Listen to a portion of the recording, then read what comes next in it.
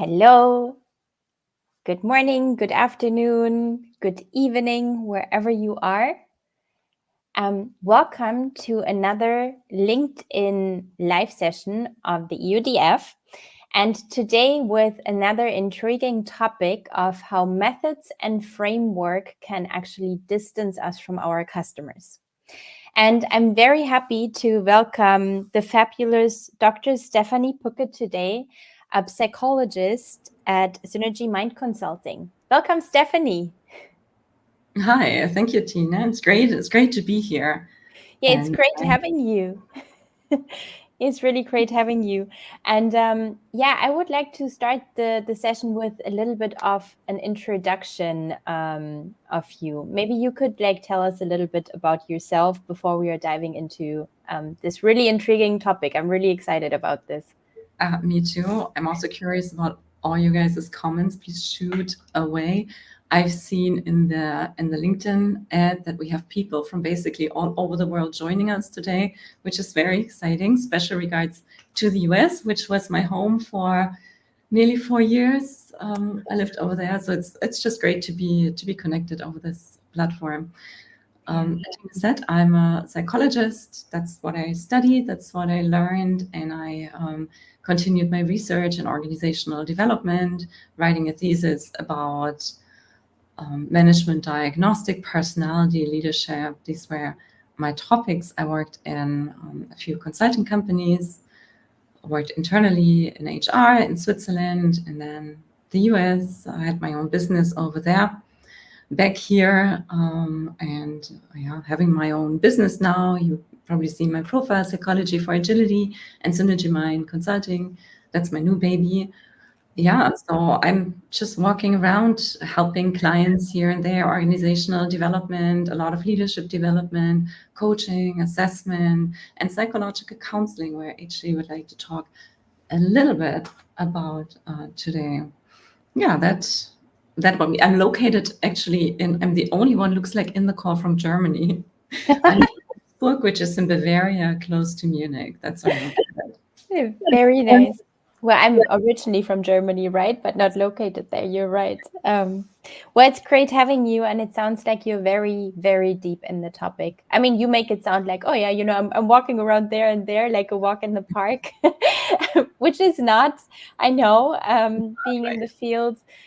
There's just a lot of challenges. And I think you are addressing a very important one, because I think frameworks and models and tools and methods is kind of like thrown at us on a daily basis with different kind of titles, wordings, and language. And at some point you're like in this jungle and you think, okay, let's take this one because it resonates, but is that actually the best choice for my customer? Do we actually know, right? So to maybe go into this topic, maybe how did you get to this kind of field, or also like this kind of view on it, I would say, this perspective? Yeah. It actually connects both of your questions.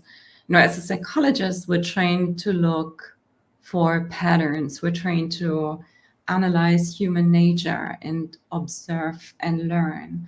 And that was my perspective also on agility. And a lot of things I saw I highly appreciated, because topics organizational psychologists have been preaching for decades. All of a sudden, they become mainstream. Very powerful things, but of course, where there's a lot of light, there's also some shadow. And I feel there is a certain kind of idealism within that gets mixed in modern work or new ways of working, certainly the whole agile aspects, and that always raises some flags.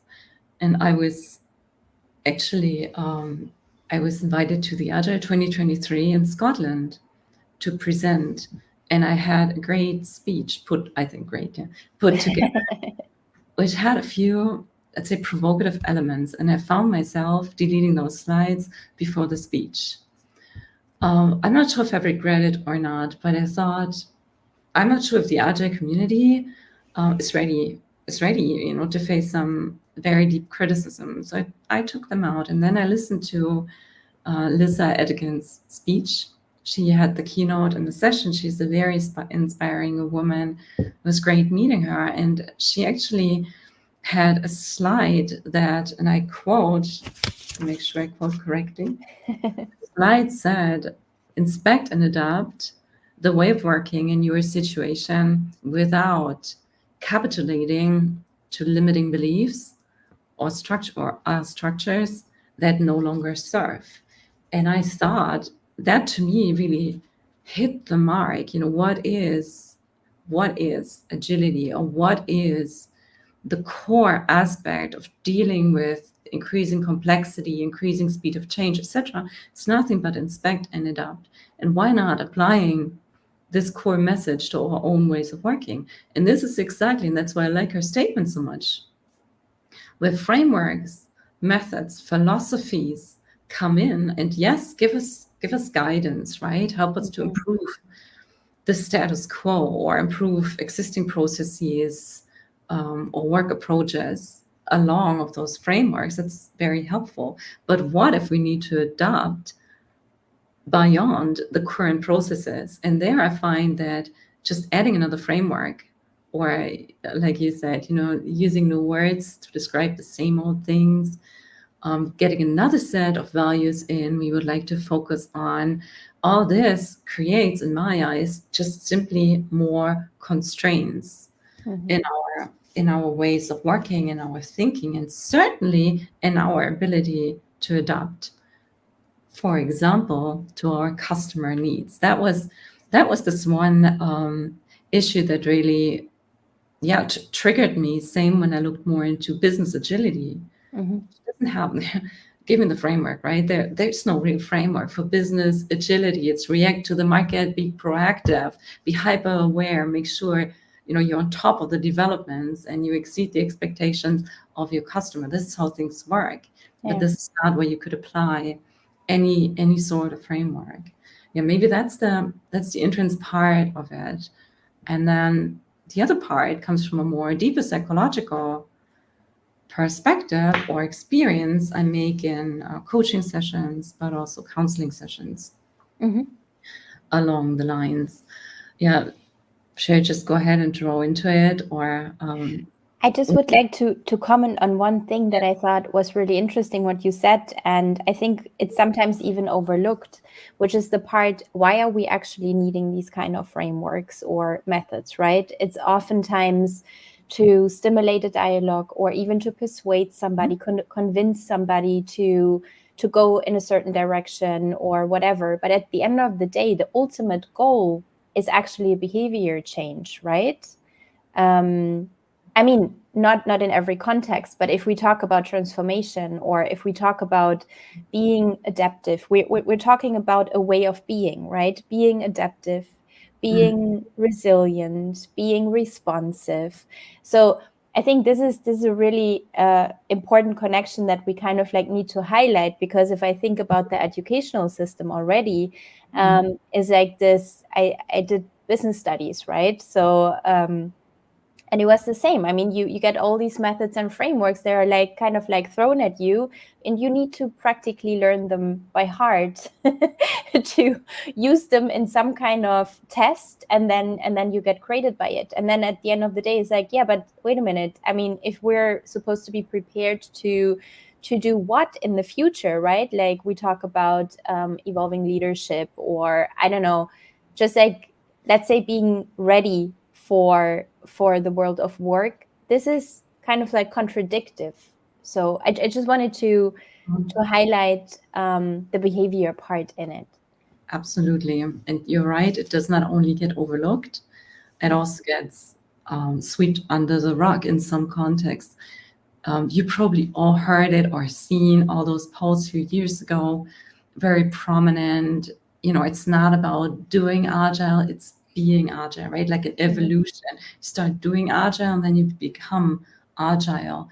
And that exactly envisions it when we're now speaking about being something that intrudes our personal space, that intrudes our personality. The other flag word really is mindset. When a company talks about their culture, talks about their approaches to work, we could perfectly go along these, or they apply Kaizen, or Toyota's production system. That's cool, right? This tells me the structure of my work.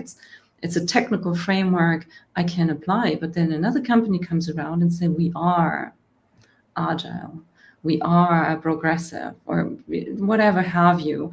And that, where you phrases that small question mark, oh, okay, am I a fit here? Who am I actually? What am I? Am I the same? And that brings the idea of our professional identity or the new ways of working in a completely different category, because we're no longer talking about, can I be successful in this company? Can I contribute? Can I add value to ultimately delivering value to the customer? But I'm asking, am I a personal fit? And since we have, again, I feel there's a strong pressure going in a certain direction, right? We got to be progressive. We got to be modern. We got to be always oriented towards the future, that's going to help us to get there, obviously. But then it's associated with a whole bunch of attributes, mindsets, etc. And now here's the thing, what I wanted to share. Sometimes in coaching sessions, a little bit more in psychological counseling sessions, which I do for different companies, different business areas, I talk to people that are in their 30s or 40s. They often studied quite for a while in their early mid-20s, and then they enter a job. And I hear several stories of people where this phase of entering a job was tremendously impactful, especially in companies that have often very outspoken, I wouldn't say culture, but outspoken principles, values that strongly identify with certain frameworks. And that leaves you basically with two paths. You enter this company, and in that stage, your professional identity is not really formed yet. Of course, you did some internships and worked, but being fully dependent on one job, that's all you got, it's a very vulnerable stage in our development of our professional identity. So you enter this company, you might have chosen it because you like the purpose, you like the way of working and the frameworks in place. You think, cool, and that's a place for me, right? My whole self, and I identify with all these things. So I enter this company, and then I start feeling, wait a minute, I'm actually here to master my craft. I'm here to have an impact, but I feel like I can't, because maybe certain elements within the culture or frameworks are actually hindering me in being very successful. In this very moment, you start second guessing your idea of a personal fit. And that's a very difficult one, because you're 100% behind this company. You want to make this your home, and yet you feel, I'm not sure if my way of working is 100% matched with this one. That often brings people into a lot of struggles, self-doubts. Am I the right person here? Is something wrong with me? Why does it work for everyone else and not for me? That's one path. And then the other path is you actually find out, what, I don't agree with this. Or, I see different picture once I'm behind the stage. And again, you're asking yourself, how am I dealing with this? And you focus on, for your own identity protection, where am I actually different? But then you confront it in an environment. I call this a strong environment. I'll explain why. That you focus on contrasting yourself with things you might not like, you might not appreciate in this company. Now, once you leave that job, what's left? You understand what you're not, what you dislike, how you not want to work. But you had no chance in a strong environment to figure out what's your personal, professional identity. And this can have a pretty lasting impact on people. And I try to understand why that's the case. There is a small nugget from personality research, which I find fascinating. So personality is a stable concept, right? You're more or less extroverted, you're more or less introverted, you're more or less agreeable, etc., etc. And this is a relatively stable thing, your traits, that's your personality. It carries throughout your lifespan. There are a few changes along the way, gradually, and small changes. And there is a lot of research trying to find out, well, what is it?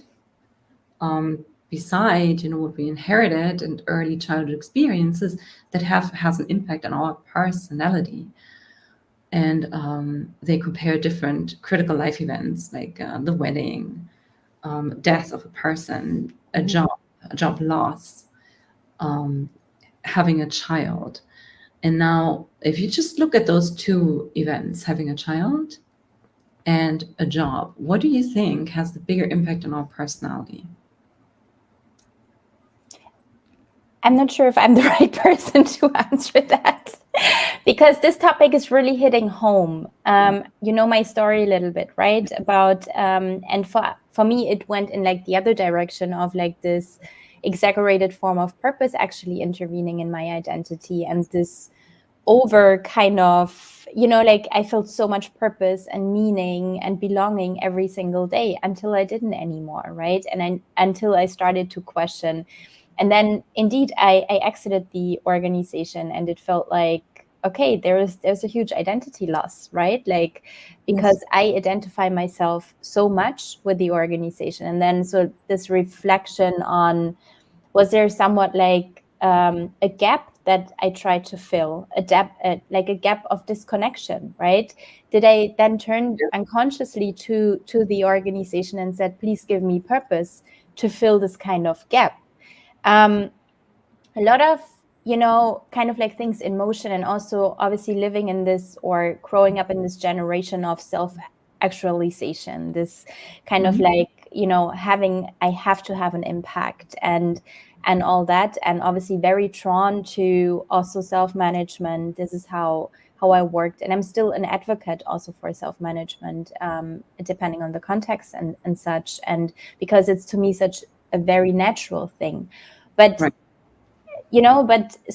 but also having a baby, and I would say honestly, like that almost the first event was just much more impactful to me in my personality trait, because I had to ask myself different questions, like, who am I without saying what I do? And getting like reconnect to myself in a different kind of way. However, I mean, I exited the organization, and 3 months later I was already pregnant, so it was maybe like a different kind of transition. But I would be curious to know what is like a more collective answer maybe to that question.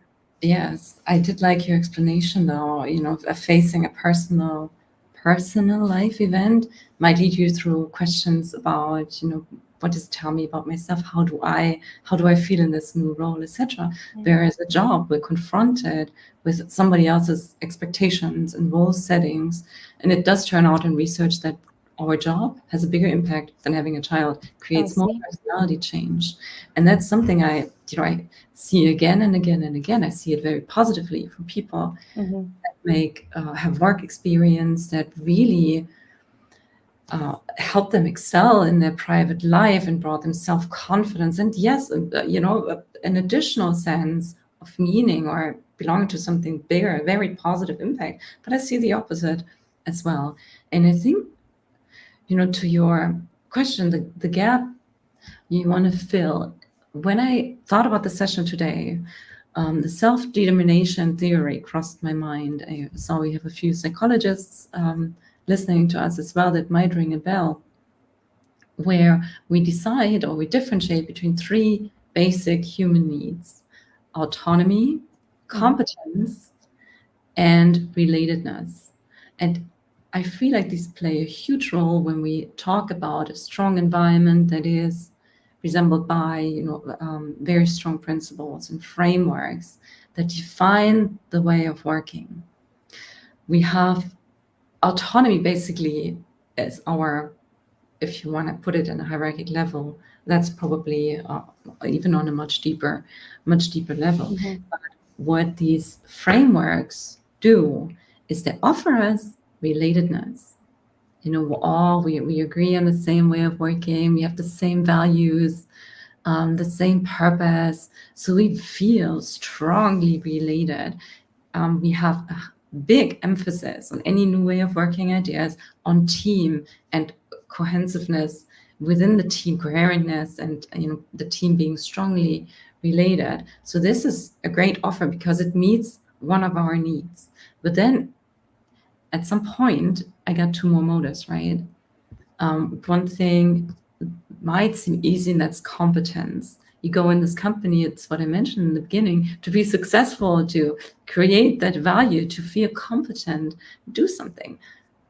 Does it save the world? I don't know, but maybe it puts a smile in my customer's face, or it gives us more market share, something that makes me feel successful. And then at some points you feel, hold on, we're all so great, united about how we do things, but I feel like I'm not very competent here. I can't have the impact I would like to. So immediately you have a conflict. And then the third value, autonomy, kicks in before or after that, feeling, is this my decision? Is this my approach I would like to have on this topic for that customer, for this goal? Or is it, what we as a group or the company has decided for me? And the stronger the environment, the stronger the framework applied, and let's say it's been charged with a lot of meaning in a lot of companies. The stronger those questions are answered for me, and I'm left, not being able to have those inner conflicts that are part of our identity development, weighing different things. I either have the chance to say, yeah, that's the way to go. That's easy, right? Feels okay, but not sure if it's mine. The other way completely to say, this is not mine, I need to get away from it, but then focus again on what makes me different, or what am I not, leaving me again with a loss of some form of identity. I think that theory is a good way of balancing, what do we really need to be able to focus on the customer needs and to have a clear sight on that customer need, and especially an organization that give us flexibility, that give us say space to be creative or come up with disruptive ideas. How do I keep the strong side to the customer and make this my command center, not the way of working? And I think this is that's a core thing, but it would have to emphasize competence and autonomy. And now, of course, and from a psychological perspective, that's not enough to keep people motivated within a job. But there is a different way of relatedness. And I think this is something that I would like to really make a point. We can achieve relatedness by shared values, principles, ways of working, but we can also just scrap this and have the relatedness toward the unity of a simple goal, and that's making our customer more successful. This has nothing to do with me, with my mindset. I can have whatever mindset I want to have as long as I can contribute and add value for my customer. And that kind of relatedness gives us a sense of comradeness, being comrades, right? Being somehow related, being united to a goal, but it's nothing to do with me as a person. I can be however I want to be, as long as I can use my competence to add that value. This to me would be, a good way forward, utilizing the self-determination theory to try to give us some way to break out the limiting factor, too strong application of values, or methods and frameworks. This is very interesting. A couple of weeks ago, I had a conversation with Johan Hinterauer, and he also practically said it's about, bringing people that people relate to the problem and the context, and then starting to solve this problem differently, which is actually creating a mindset and a behavior change over time. And this is how you are transforming the organization, and also practically saying we don't need a higher purpose, because actually we have the risk of and this is now, again, like with my own reflections of my case, the risk of this kind of emotional manipulation in identity, and values. What are values, right? You're never kind of like, there's so much room for interpretation. So how do you get to really decide on what everybody means? Or do you need that? And you're saying it, right? We need diversity. Like, people need to be left alone in their being. However, they unite around this goal of the business. And while they are doing this, and while they are solving maybe a challenge, while they're having impact on putting a smile on a customer face, they're having impact. And the impact, again, is like, having them like stay motivated in that sense, right? Is one factor of it. That's probably the biggest factor. Yeah. And that you're saying this is really interesting, because while we were talking, I just thought like one thing, there is so much responsibility actually at the end of the day on the organization, if we talk about the impact on personal identity. So how can we deal with that as an organization, right? To not overstep a line, for example, with this maybe unconscious manipulation emotionally. How are we staying in line, and how can we create this environment, Absolutely. for our employees to thrive, right? And at that point, I find it very helpful to just remind ourselves, how does our brain work? How do we steer attention? Where attention goes, the energy flows, right? Our brain is basically nothing but a flashlight. Of course, we see stuff in the shadow, but we focus our attention on with a flashlight, with a beam flight. So every time internally we talk about or discuss about a framework, or we think about, the roles we have, does that comply with whatever guide we're having? Do we really focus on the ceremonies, or whatever you have? Every time we do this, our light beam goes inside that company, team, ourselves within the role. So we're really much focused with ourselves. That's really what it is. And it takes away the focus where it's supposed to be, and that is on the customer. So I think any ways, and that's might not be so difficult, you can enable the clear line side to the customer, maximize customer contact in person if you can. If not, get people in touch with the customer's authentic voice. Let them listen into call centers. Have them read the customer feedback you collected in their wording, right? And democratize that kind of knowledge and insights the customer gives us, because all that steers our attention to where it goes, to the customer, understand what they need, and then as simple as we can, because we don't want to focus on it, right? We want to focus on making the customer happy, not on how do we deliver this? Now we're going to develop that solution. How do we work together? We just want to get it done. And that focus is, in my eyes, is extremely healthy. Do this because that's business related. That's our competence. It's not our identity. Identity, we negotiate. We have our conflicts. It's fine, but we don't put it on a spotlight constantly. So to me, really clear light of sign to the customer, enforcing and discussing the customer needs, not our own all the time, right? Try talking about the customer and how can we best serve the customer? What helps us in a various situation? That's the other thing. Maybe discussions around, well, who do we want to be as a company? How do we want to work together? Or what kind of structure do we need? That's all. Sure, do it. But how about the situation and the situational impact? So how about just having a conversation? Here's what we want to achieve for the customer. How we get this done today? Because tomorrow, might be different, might be a different challenge. Like you said, different challenge we approach, or a different value we create that then, requires us to, again, mix through and come up with a new approach. That would be my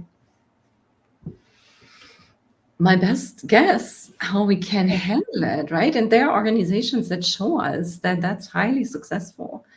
in that context, also the concept of effectuation. How do we create a business? How do we make a business? It's not by focusing on ourselves and not even our goals or ways of working. It's really on focusing on what the customer or the market needs and what the resources we have at hand. It's almost contradictory that you're saying that as a psychologist, right? Because I would have usually, if you enter a conversation like this, we would talk about like, okay, how does that individual work? How does the individual work in the organization? Let's focus on I don't know, get the greatness out of the individual, or these kind of things. But it's very hands-on what you're saying, and it makes a lot of sense to me, because what you said in the beginning, there's a lot of idealism in the new ways of working. I mean, new ways of working, future work. Well, it's all happening now already, right? But it's branded like this, as we know. But it's really interesting. So, how would you do it to not lose focus on like the customer? Yeah, and this might be a good question to make sure we're having a balanced look at it. Of course, we cannot ignore the way of working. We cannot. There are certain ways of working that are counterproductive, that keep us from focusing on the customer, that keep us from being competent or mastering our trade. And one concept I find is helpful because it's very pragmatic and easy to understand: psychological safety, or that's the construct of psychological empowerment. Coming back to the three motives, do we feel we have the personal autonomy? Are we empowered? That's certainly strongly reflected in our way of working and hierarchies where decision made. That's all there, and it's all very important. But the focus there would be what hinders us in bringing our best performance at work. Yeah, along impediments. I'm a big fan of that. Let's focus on impediments. If there's no psychological safety, that's an impediment. If I am have a very, very little wiggle room to take my own decisions, this is definitely an impediment for me. Does it mean we have to create a big culture of equal footing and there are no differences and we get rid of hierarchy? I don't know. How about simply addressing that impediment to increase my individual room of maneuver, to make sure I have the room to adapt to the customer needs? And yes, they're definitely there, and they need to be. We need to look at them. And in a way, there are some frameworks that might help us to solve, this existing or improve existing situations, but they shouldn't be our focus. Our focus should be to really be successful. And this is where the individual comes in really strongly, right? In a setting where I feel I can be myself, I have control over what I do, get autonomy, I can be competent. And yeah, cool. Have some people that strive for the same goal. That's all. It's really all we need. Yeah. And I mean, you bring it back to the essence that actually a for-profit organization is there to solve a market problem and to be profitable, to keep doing that over and over again, right? That it stays feasible. And that brings it back to like, okay, what is our business model? So you have like, you don't have this risk of this kind of, we have dual purposes or something, or we have, I don't know, a transformation happening here and we have a business model here. But it's more like, no, we're like close to the business model. We're solving a market problem. The way we're doing it, we look at, right? However, you have the relation to it. And that also, in hindsight, is going to create the sense of belonging and impact and so forth. What I'm interested in is, and I know like our time is actually running out, so I'm like, but what I wanted to say, because there's two things. It's about how to ensure diversity, and language is, I think, a very important part in this subject, because if we are not so let's say focused on alignment or focused on frameworks. I mean, yes, frameworks can help, frameworks can help to stimulate dialogue. Frameworks can help to, stimulate different kind of perspectives on topics, right? Do we need language to align that we're speaking kind of like the same language and make sense of the same things? Do we need to sync in like one or the other way, or is that things that come naturally out of a certain mindset, in your opinion? Yeah. I think what's really important, yes, language does play a role, and you talked about diversity. Maybe addressing the language portion first.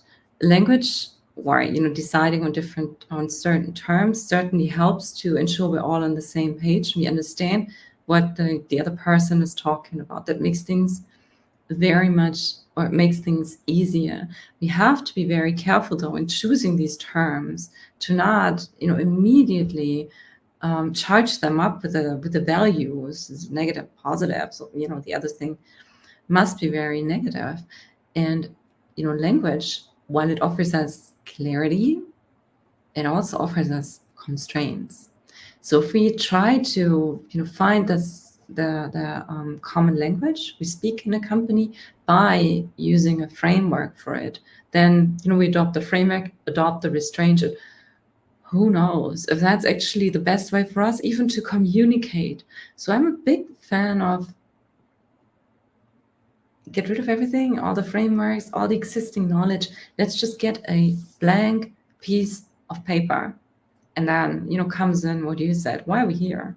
Not purpose, but why are we here? What are we trying to achieve? How are we going to be successful? And use this piece of paper and write down what's important for us to achieve these goals. By the way, today, in this situation, might look different. Tomorrow, have this clean sheet of paper. Do it together if we can, collaboratively come up with a good picture, a good strategy, a map, a framework for our own company that then creates it, or where we can utilize creativity and we can utilize our focus away from us. And whatever comes down to this funnel, what we have to do, we put down in this clear sheet of paper.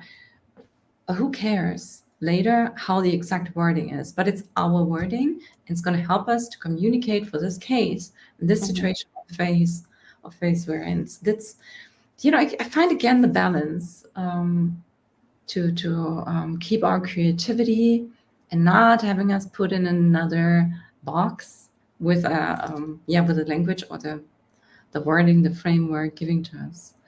That would be my thoughts around this case. And then diversity. There's a lot of, you probably heard this thing, hire for cultural fit was a big thing. Yes, of course. Yeah, because culture is so important and cultural fit, until somebody said, wait guys, what does it mean hiring for cultural fit? How are we going to get any diversity, but also a culture we need today and in future even more is an adaptive culture that inspects, adapts, that evolves. We don't get that by reproducing our existing culture, hiring for cultural fit. So hiring for cultural growth is something that I read where I thought, that's it. That's what we need to hire for. And that starts with diversity, because we don't know which way we're going to go tomorrow, which way we need to go.